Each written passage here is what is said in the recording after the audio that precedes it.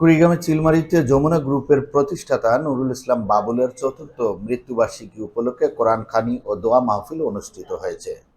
শনিবার সকাল 10টায় চিলমারী উপজেলা প্রতিনিধি সহকারী অধ্যাপক গোলাম মাহবুবের আয়োজনে ও যুগান্তর স্বজন সমাবেশ চিলমারীর সভাপতি আব্দুর রহমান রতনের সভাপতিত্বে উপজেলার সবুজ পারাস্ত তাহফিজুল কোরআন মাদ্রাসায় যমুনা গ্রুপের প্রয়াত চেয়ারম্যান বীর মুক্তিযোদ্ধা ও দেশ বরেণ্য শিল্পপতি নুরুল ইসলাম বাবুলের চতুর্থ মৃত্যুবার্ষিকী পালিত হয়। এ সময় বীর মুক্তিযোদ্ধা নুরুল ইসলাম বাবুলের জীবন ও কর্ম নিয়ে আলোচনা করেন যুগান্তর প্রতিনিধি সহকারী অধ্যাপক গোলাম মাহবুব। তিনি বলেন, প্রয়াত নুরুল ইসলাম বাবুল যেভাবে সারা জীবন দেশ ও দেশের মানুষের কল্যাণে কাজ করে গেছেন তা দৃষ্টান্ত হয়ে রয়েছে। এদেশের লাখো লাখো বেকার যুবকের কর্মসংস্থানের ব্যবস্থা করেছেন তিনি।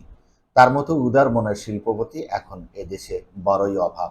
অনুষ্ঠানে প্রধান অতিথি হিসেবে উপস্থিত বক্তব্য রাখেন চিলমারী উপজেলা আওয়ামী লীগের সভাপতি অধ্যক্ষ মোহাম্মদ জাকির হোসেন। অন্যান্যের মধ্যে উপস্থিত ছিলেন চিলমারী প্রেস ক্লাবের সভাপতি মোহাম্মদ নজরুল ইসলাম সাবু, সিনিয়র সাংবাদিক এমআই লাল মিয়া, সাংবাদিক আলমগীর হোসেন, সাওরাত হোসেন সোহেল, মিজানুর রহমান, ফয়সাল আহমেদ রকি ও হাফেজ আবু তাহের প্রমুখ।